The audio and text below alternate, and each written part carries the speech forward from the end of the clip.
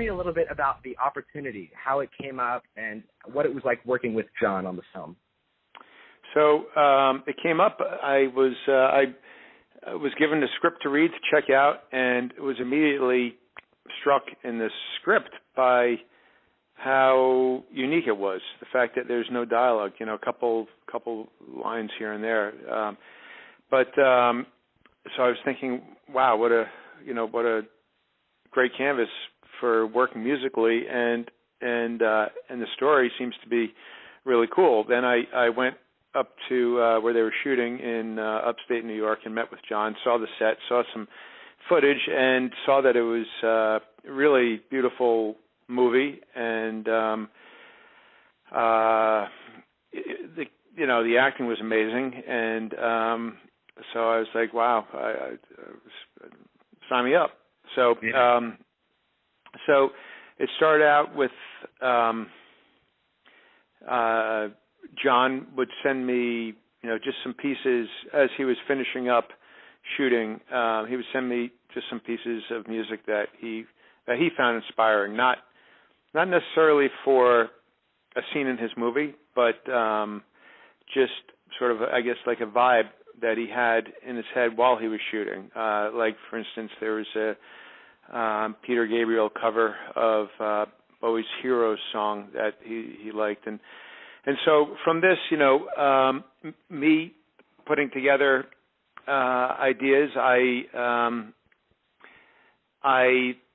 the first thing that I wanted to achieve was, more than this being a horror movie. To me, it was a family movie. It's a movie about the strength of family and what you do for your kids and your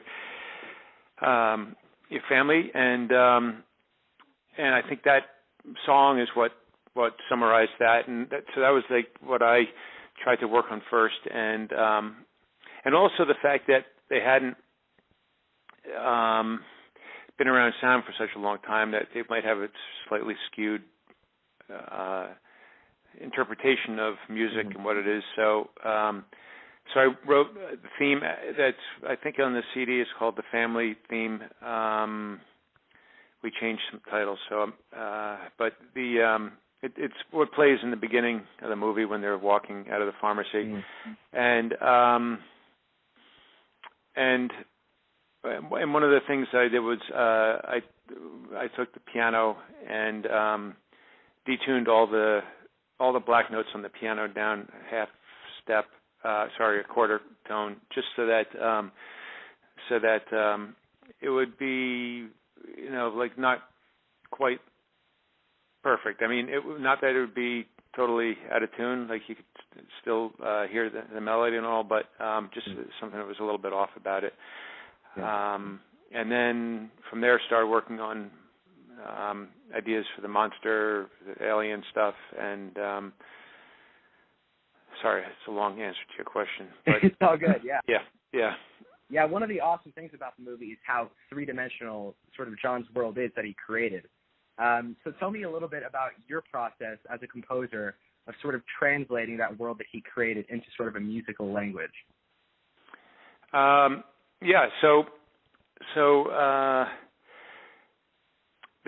think the key thing was to figure out, like I spoke about the family theme for the coming up with something signature for the creatures, so that because everything's so quiet, it couldn't be something. It had to be almost like something that you would subconsciously feel, rather than be like, oh, here's music now, because it would call attention to itself right away. So it was. I had this idea of a low bending thing, almost like you feel almost like a little queasy in your stomach type of thing when you hear it, and that evolved into like a motive, a theme for the aliens, and there's places in the movie where you just hear that and you have a sense that things aren't good, and then it can be, there's other places where it becomes a little bit more full blown when there's a lot of action happening. But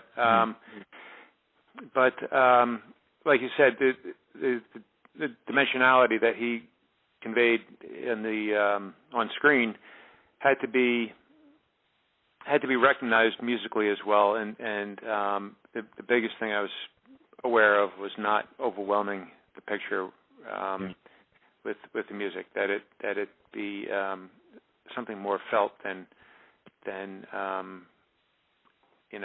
consciously acknowledged. Mm-hmm. So what were the spotting sessions like for the film, noting that everything is mostly silent in terms of the actors and the dialogue? How did you really determine where music would go, where it wouldn't go, where you would just sort of let the environment and the sound design do the work? What was that process like? It was an evolving process. The film really was changing up until the very end. And in fact, I didn't even see the monsters until maybe a few days before we were scoring, just because it was such an amazing effect. But,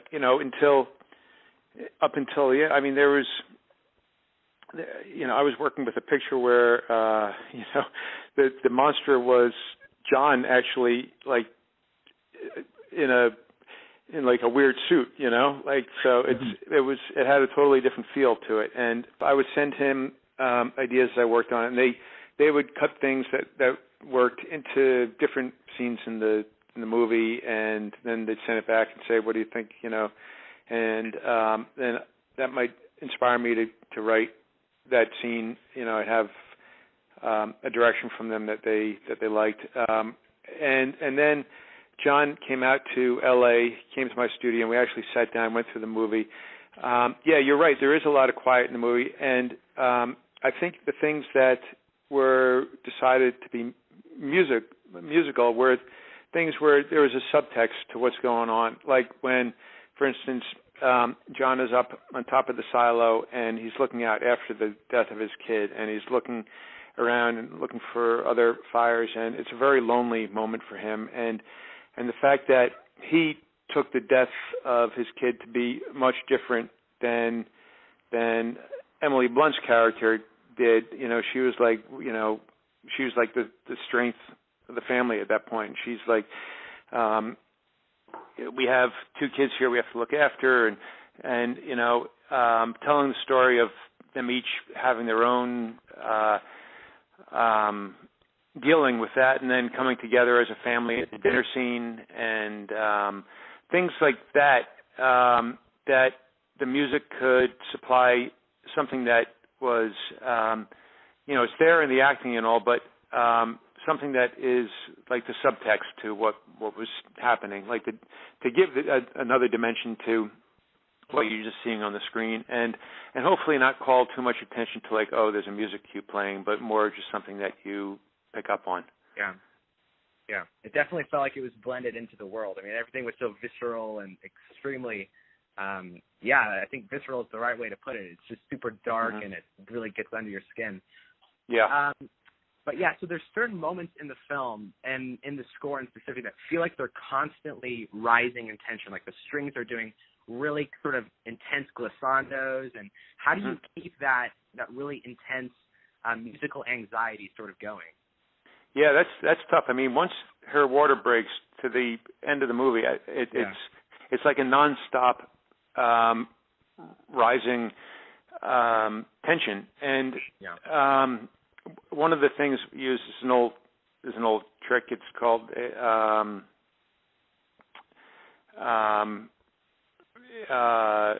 shepherd tone, which which is sort of like a barber pole that's constantly going up, and there's definitely, we did that with the strings in certain places, and there is a sort of a pulse that goes through a lot of the score that I think helps accent that. It was definitely a challenge looking at this long section of the movie as an arc, and finding ways to make it feel like the tension's always increasing and not letting you off the hook. And sometimes it's a question of letting the sound just play, and that in itself can be more scary than any music, you know. So I think working hand in hand with the sound world and the music and creating one sound environment, I think that was key to achieving that, as you say, like a visceral increase in tension in the movie. Yeah, absolutely. So I think one of the things that you're incredible at as a composer is forming these really unique sound palettes, whether it was for The Homesman or other films, you know. And how long do you spend sort of picking your sounds and writing suites, or what's your process like at the beginning, sort of formulating your tools for the rest of the project? The beginning is the most crucial point, I think, because you sort of, you know, just like, you know, a tree comes from an acorn or whatever, you're sort of putting the things together that the score will flourish from. And we did. I mean, there wasn't a lot of time on this. I started on it just before Thanksgiving, and, you know, our first scoring sessions were in January. And the thing was to come up with source material that would be able to use. One of the things was, you know, this piano, working out tuning the piano so it wouldn't sound too out, and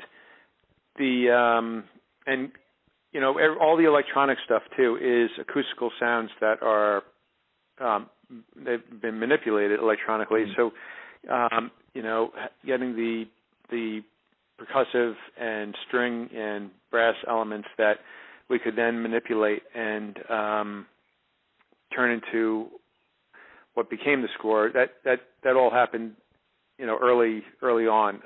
So yeah, there's the concept of what the score needs to do is can take up a lot more time, and it seems like cues aren't getting written, but actually, you know, it's I think the most valuable time, because once the puzzle's solved, then you can just sort of you know, do the scenes.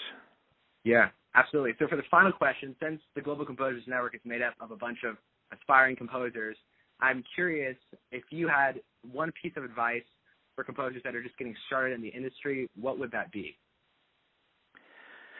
I think there's so many opportunities now because of everybody can make movies, and there's so many interesting stories that could be told. I think it's an exciting time to be a composer. Also, it's easy to have a little home studio. It's not like it was in the past.